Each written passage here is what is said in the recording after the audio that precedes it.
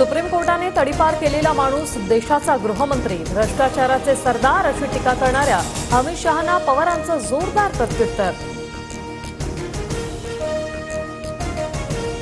बाबाजांनी दुर्राणींची शरद पवार गटात घरवापसी निश्चिती. तर अजित पवार समविचारी लोकांसोबत नाहीत, भविष्यात पवारांचा नेतृत्वात काम करणार, बाबाजांनी दुर्राणींची प्रतिक्रिया. मराठा आरक्षणाबाबत भूमिका स्पष्ट करा, मराठा समाजाच्या कार्यकर्त्यांचं शरद पवारांना निवेदन. निवेदनानंतर शरद पवारांची कार्यकर्त्यांसोबत चर्चा.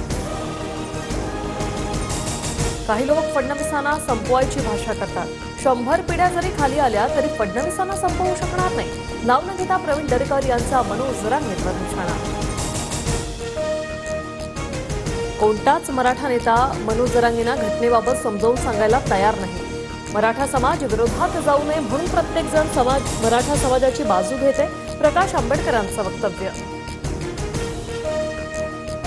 देवेंद्र फडणवीसांकडून उद्धव ठाकरेंना वाढदिवसाच्या शुभेच्छा, तर मुख्यमंत्री पदाच्या शुभेच्छा केवळ जनताच देऊ शकते. ठाकरेंच्या भावी मुख्यमंत्री बॅनरवर फडणवीसांची मिश्किल प्रतिक्रिया.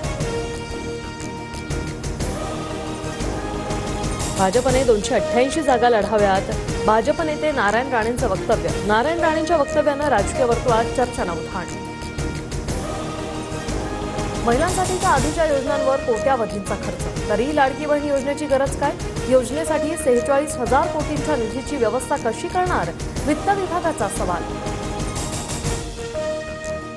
लाडकी बहीण योजनेसाठी पैशांची तरतूद केली आहे, कोण अधिकारी काय बोलतो याची माहिती घेऊन मुख्यमंत्री एकनाथ शिंदेंची प्रतिक्रिया.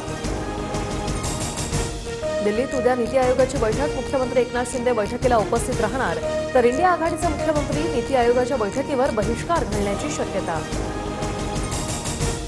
बनावट दिव्यांग प्रमाणपत्र घेणाऱ्या आणि देणाऱ्या अशा दोघांवरही कारवाई व्हावी, राज्यपाल रमेश बैस यांचं वक्तव्य.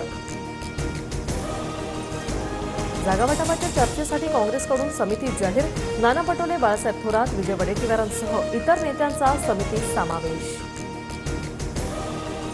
भाजप नेते प्रकाश मेहता यांच्या पुनरागमनाचे संकेत, प्रकाश मेहता मित्रमंडळाकडून मतदार नोंदणी सुरू. 2019 मध्ये प्रकाश मेहता यांच्याऐवजी पराग शहा यांना संधी देण्यात आलेली.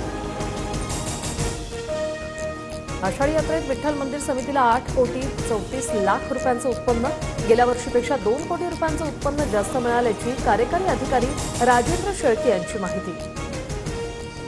सांगलीत कृष्णा नदीची इशारा पातळीकडे वाटचाल, कृष्णा नदी सध्या 39 फुटांवरून वाहत आहे, तर कृष्णा नदीची इशारा पातळी 40 फूट. सांगली जिल्ह्यातील पूरस्थितीच्या पार्श्वभूमीवर भारतीय सैन्याची एक तुकडी सांगलीत दाखल, 90 जवान आणि 10 अधिकाऱ्यांचा तुकडीत समावेश, जिल्हाधिकाऱ्यांची माहिती. सांगलीत कृष्णा नदीची पाणी पातळी 30 फुटांवर, जिल्हाधिकाऱ्यांकडून शाळांना सुट्टी जाहीर. मिरज, वाळवा आणि शिराळा भागातील शाळांना उद्या सुट्टी.